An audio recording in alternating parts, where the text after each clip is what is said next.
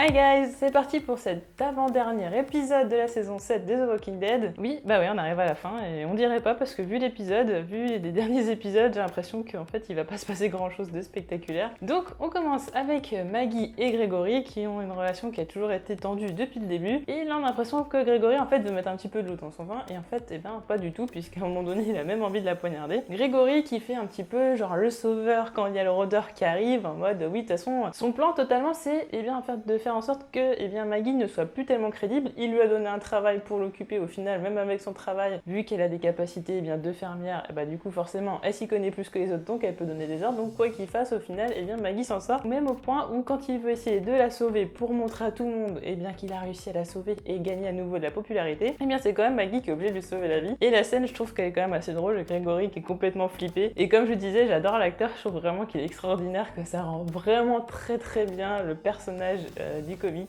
Je trouve ça assez génial. Donc un Gregory qui est toujours en proie au doute, qui essaie de régler la situation, il s'excuse même, on sait très bien qu'il fait semblant. N'empêche qu'il n'a pas tué Maggie. On peut se demander ce qu'il en a empêché vu comment il est. Au final c'est un lâche, c'est tout ce qu'on sait, c'est un lâche dans tous les cas, dans tous les sens du terme. À la fin, il arrive à faire tellement aucun stratagème qu'il se dit qu'il va aller directement. On peut se douter quand il demande à Cal de l'emmener et de faire un sac de voyage, on peut se douter qu'il va aller au sanctuaire, tout simplement pourquoi ? Parce que Simon lui a fait un dessin d'où se trouvait le sanctuaire. Qui plus est, Gregory a une grande carte, ça veut dire que c'est forcément un endroit qu'il connaît pas, en plus avec une voiture, donc c'est que c'est forcément pas prêt. Donc on peut bien se douter que Gregory va aller au sanctuaire. Et Tara finalement elle aura pas mis beaucoup de temps avant de rompre sa promesse qu'elle a faite à Cindy, tout simplement c'était de ne pas dévoiler l'existence de la communauté. Personnellement en fait je pensais pas qu'elle allait dévoiler leur existence au moins avant la saison prochaine, je me disais qu'elle allait quand même avoir un petit peu de suspense, qu'on allait même avoir le temps d'oublier cette fameuse communauté d'Oceanside avant même que Tara en reparle en se disant disons on avait complètement zappé ce truc là, et là que ça nous revienne en pleine face, et en fait non il s'est passé que quelques épisodes entre la promesse et le fait qu'elle ait trahisse. Donc au final Tara qui était en proie au doute mais qui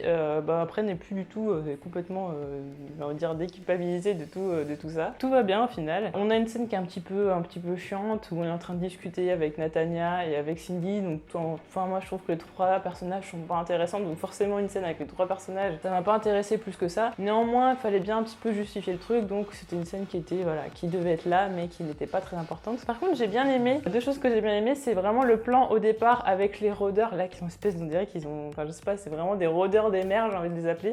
Et c'est vachement bien fait et j'en parlais déjà je crois il y a quelques épisodes, sur l'épisode justement sur Tara. Je trouvais que c'était vachement bien fait. Et il y a un côté qui m'a bien fait rigoler, c'est le moment où Gabriel est en train de dire à tout le monde oui, on veut pas de mal, on est pacifique, et le mec il a quand même une arme avec lui, surtout en plus il est prêt. Et j'ai trouvé ça très ironique, c'était très, très marrant. On a Michonne qui confirme son statut de l'Andrea, finalement l'Andrea des comics. Donc elle s'améliore au sniper, ce qui peut aussi nous pousser dans l'idée que la seule qui est très très bonne au sniper, Michonne commence vraiment à s'améliorer, c'est Sacha, donc au final on n'aurait plus besoin de la snipeuse Sacha, donc on peut se poser des questions sur son avenir et si justement elle va mourir, on va en parler juste après. En tout cas donc on voit quand même que c'est un épisode qui est assez spécial puisque déjà on avait vraiment un épisode, celui de l'attaque contre l'un des avant-postes des Saviors, où là on était en train de se dire est-ce que vraiment la communauté d'Alexandria, est-ce que vraiment le groupe de Rick ce sont les gentils ou ce sont les méchants? On a eu le cas aussi avec les cannibales où Rick les a complètement massacrés dans une église. Et là je trouve que c'est encore un épisode où on pèse vraiment le pour et le contre. Est-ce qu'on est vraiment du bon côté? Est-ce qu'on est vraiment les gentils? Et là en l'occurrence quand on s'attaque surtout à des gentils, des gens qui ont souffert des Saviors, attaquer des personnes comme ça qui ont autant souffert pour en plus leur prendre leur seul moyen de défense, ça peut être quand même assez compliqué. Et du coup je trouve que l'épisode est intéressant puisque même chacun des personnages commence à se poser des questions, mais en même temps ils le savent, ils n'ont pas le choix, c'est autant pour leur bien à eux que toutes les autres communautés et également la communauté d'Oceanside. Donc au final c'est un mal pour le moment, mais au final ce sera quand même un bien au final. Et on a Nathania qui est un personnage qui est très embêtant et qui m'a vraiment... Alors la scène vraiment où Nathania prend en otage Tara, ça m'a totalement fait penser en fait aux jeux The Walking Dead. Je sais pas si vous connaissez les jeux The Walking Dead, mais vous avez toujours un moment où il y a quelqu'un qui va peut-être se faire buter et là vous avez un choix à faire, est-ce que vous butez le mec qui prend en otage? Et ça notamment dans le premier, si vous voyez la scène dans la ferme avec la vieille qui est dans l'escalier là et qui prend en otage, si vous voyez ça, et ça fait totalement penser à ça parce qu'on a Michonne qui doit décider est-ce qu'elle va tuer Nathania ou est-ce qu'elle va la laisser en vie, et dans ces cas-là, elle risque peut-être de faire mourir Tara, puisque Nathania avait l'air d'être quand même décidée à tuer Tara. Je pensais pas quand même qu'elle irait jusque-là au final, même Cindy la frappe, parce que bon, la vieille, il faut dire, elle est complètement cinglée. Mais ce que je trouve assez étonnant, c'est vraiment que toute la communauté, eh bien, se dise tout d'un coup comme ça, bah oui, bah finalement, ils ont raison. Alors Tara leur dit oui, on va vous sauver, etc., on va combattre les Saviors, on les écoute pas. Puis là, Rick arrive, et puis il met des petits explosifs partout, et puis ça marche. Donc oui, je veux bien comprendre qu'au bout d'un moment, elles aient changé d'avis, qu'elles en aient totalement marre, et qu'en effet, elles croient que c'est possible de gagner. Mais j'ai trouvé que c'était plutôt mal amené dans l'épisode. Ça faisait un petit peu, voilà, comme un cheveu sur la soupe, et j'ai trouvé ça un petit peu bizarre. Néanmoins, ce que j'ai bien aimé, c'était la scène où la communauté d'Oceanside va se battre aux côtés d'Alexandria, quand il va y avoir des rôdeurs qui vont arriver. Donc on a une petite scène, voilà, on a les femmes avec les couteaux, eux ils sont avec les armes et tout, avec une musique qui était assez sympa, et je trouve que vraiment la scène visuellement elle était quand même assez sympa, et en plus l'ambiance sonore était vraiment très très cool. On retrouve Sasha qui a été enfermée suite à son petit stratagème de partir en tant que kamikaze, comme le dit d'ailleurs Negan, une petite attaque kamikaze contre les Saviors. Au final elle se retrouve enfermée, pas dans les mêmes conditions que Daryl, alors que pourtant, oui bon ok, Daryl elle a frappé Negan au visage, mais bon, Sasha elle a essayé de tuer tout le monde un peu comme Carl. Au final, on voit quand même que Negan il a de la sympathie pour les personnes qui se rebellent contre lui. Il est quand même assez admiratif, puisqu'à chaque fois il propose à tout le monde de les rejoindre, que ce soit Daryl, donc là en l'occurrence Sasha, et Eugène qui lui-même fabrique des balles pour tuer Negan. Il le veut à ses côtés, donc c'est ça qui est assez intéressant, c'est l'ambiguïté, et de se dire en plus Negan qui veut se montrer très sympathique et qui veut montrer l'envers du décor, de se dire, même il le dit lui-même, on n'est pas des monstres, histoire de dire bah oui mais au final vous nous voyez vraiment comme les méchants, mais si vous passez de notre côté, peut-être que vous n'aurez pas la même vision des choses. Et je trouve ça intéressant vraiment que Negan exploite ce côté-là. Au final, pourquoi les Saviors seraient plus méchants qu'Alexandria, alors qu'Alexandria allait tout simplement attaquer une communauté qui était innocente, même s'ils n'allaient pas lui faire du mal. Voilà, je trouve que c'est vraiment un épisode avec beaucoup d'ambiguïté, et j'ai trouvé ça très intéressant. Encore une ambiguïté, c'est le personnage tout simplement d'Eugène. Donc, vraiment dans les commentaires, c'était quand même assez partagé. Il y en avait beaucoup d'entre vous qui pensaient que c'était un traître. En fait, c'était vraiment moitié-moitié, ceux qui pensaient que c'était un traître et ceux qui pensaient qu'il ne l'était pas. Moi, pour le coup, je pensais vraiment qu'il allait préparer quelque chose, mais j'avais quand même un petit doute, parce que vraiment, par rapport au dernier épisode, j'étais pas trop certaine de moi. C'est là où j'ai commencé à avoir des doutes. Et en effet, Eugène, comme il le dit lui-même, il n'a pas envie de revivre la fameuse scène qui s'est passée où Abraham et Glenn sont morts. Il est complètement terrifié. On va dire ce qui est, c'est quand même un petit peu un lâche. Donc lui, il se range du côté de Negan, même si peut-être qu'il se rend pas vraiment compte que ce qu'il fait, c'est quand même contre Alexandria, puisque le fait par exemple de mettre du fer fondu sur les rôdeurs, ça va rendre l'attaque des communautés beaucoup plus dure contre le sanctuaire. Mais voilà, on sait qu'il n'est pas non plus totalement avec Negan, mais voilà, il a des remords, mais ça suffit pas non plus à se retourner contre lui. Ce qui est assez intéressant, c'est que Sasha va quand même essayer de le manipuler, elle va quand même lui faire croire qu'elle veut mourir, etc., en se tranchant les bras. Comme Eugène l'a déjà vécu, encore une fois, on essaye de l'avoir, et encore une fois, ça ne marche pas. D'ailleurs, il appuie bien sur le fait que, contrairement aux filles qui lui avaient demandé soi-disant des pilules pour se filer, alors que c'était pour tuer Negan, que Sasha, elle ne serait pas une fille comme ça, qu'elle est courageuse, qui se connaissent depuis un petit moment maintenant, que jamais elle ferait ça. Donc vraiment, il appuie là où ça fait mal, il lui fait comprendre totalement qu'il a compris ce qu'elle voulait faire. On s'y attendait très bien, de toute façon, qu'il allait lui donner forcément la petite pilule empoisonnée. Il n'y avait pas de suspense à ce niveau-là, on savait très bien ce qui allait se passer, et je trouve ça un petit peu dommage. Negan, lui, il est encore moins dupe que Jen, puisqu'à un moment donné, il se rend quand même compte que Sasha a envie de le tuer, puisqu'elle voulait récupérer le couteau, et ça, c'est forcément pas pour couper du saucisson, donc voilà. On sait très bien ce qu'elle allait faire avec. Donc Negan qui se dit que de toute façon, finalement, elle n'est pas à 100% avec eux.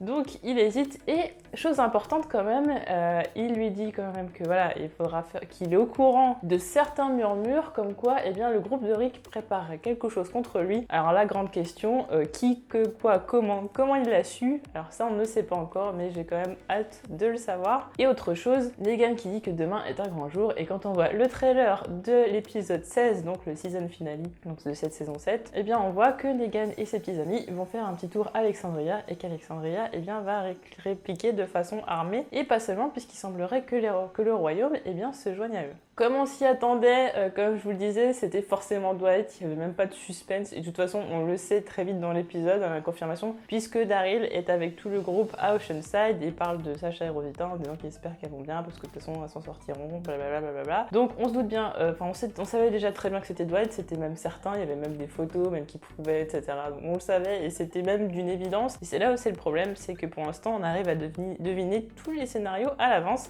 Je trouve ça un petit peu dommage. En tout cas, Dwight qui se fait malmener, lui qui pourtant est venu aider, du moins on croit sincère, il a l'air sincère, il a l'air d'être gentil, on reconnaît un petit peu d'ailleurs le Dwight des comics. Le pauvre qui se fait malmener puisque déjà il est enfermé dans une cellule, Rick qui n'a pas l'air de le croire, Daryl qui veut complètement le frapper, mais en plus Rick qui a quand même une réaction qui est complètement démesurée en lui demandant de se mettre à genoux en le braquant avec une arme, parce que déjà Dwight il est dans une cellule, 2 il est venu de lui-même, 3 il est tout seul contre que des gens qui le détestent. Faut voir quand même qu'il y a Daryl qui a envie de le buter, il y a Tara aussi qui aimerait bien le buter certainement, Rosita qui en avait ras-le-bol de lui aussi. Du coup, ouais, il est quand même pas en bonne posture, donc quel serait l'intérêt de venir tout seul comme ça? Donc voilà, donc on va passer justement après à la deuxième partie, spéciale spoiler comics, comme vous voulez qu'on sépare justement les deux parties. En tout cas, j'ai trouvé que la réaction de Rick était complètement démesurée, donc on va voir ce que ça va donner par la suite. Je pense qu'il va y avoir un petit peu de petits coups de poing dans la figure. Souvent avec les otages, j'ai tendance à faire ça, donc je ne sais pas. En tout cas, un épisode que j'ai trouvé,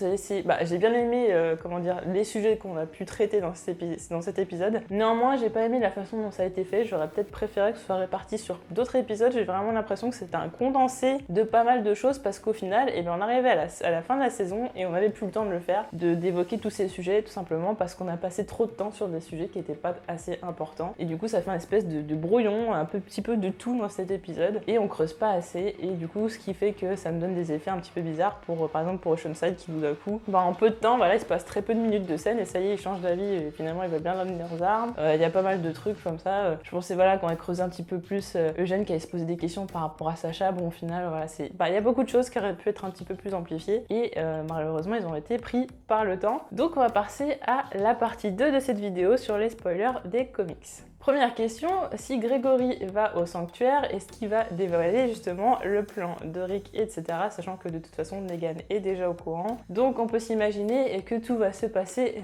comme dans les comics. Gregory évidemment, en gros traître qu'il est, irait voir Negan pour raconter tout ce qui se passe, sauf que ça ne se passerait pas exactement comme il l'a prévu.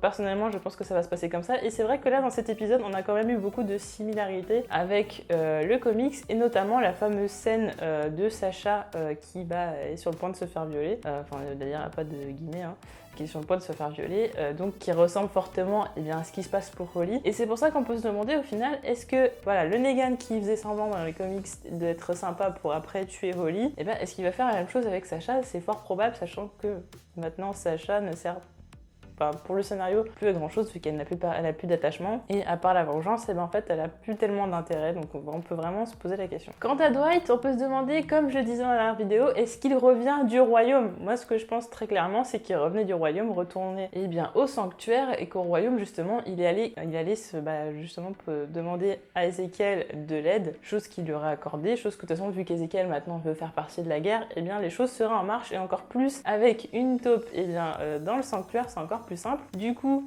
Dwight qui aurait croisé Rosita et qui, du coup, serait allé tout simplement à Alexandria pour demander l'aide d'Alexandria au fur et à mesure, essayer de voir si toutes les communautés peuvent s'allier pour combattre Negan. D'ailleurs, il le dit dans le trailer de l'épisode 16 que tout ce qu'il veut, c'est de voir Negan mort, et de toute façon, on le sait bien, puisque Negan, il le taquine encore plus par rapport à Cherry dans la série, je trouve, que dans le comics. Donc, du coup, il a encore plus de raisons de le détester, je trouve, dans la série. Il est encore plus dur et il l'humilie encore plus, vraiment. Et du coup, je crois vraiment en sa sincérité et je pense que ça va vraiment se passer comme dans les comics. Je pense que Dwight revient effectivement du royaume, qu'il est donc avec la croisée Rosetta et est parti à Alexandria. Rick va avoir du mal au début à le croire, au final il va trouver un moyen pour prouver qu'il dit vrai. Et le moyen pour lui prouver qu'il dit vrai, c'est tout simplement, il va aller avec lui au royaume, et c'est là que justement ils vont parler avec Ezekiel, et Ezekiel va dire qu'en effet, Dwight est bien de leur côté. Sauf que là je me pose la question, c'est que dans le trailer on voit déjà que le royaume est en marche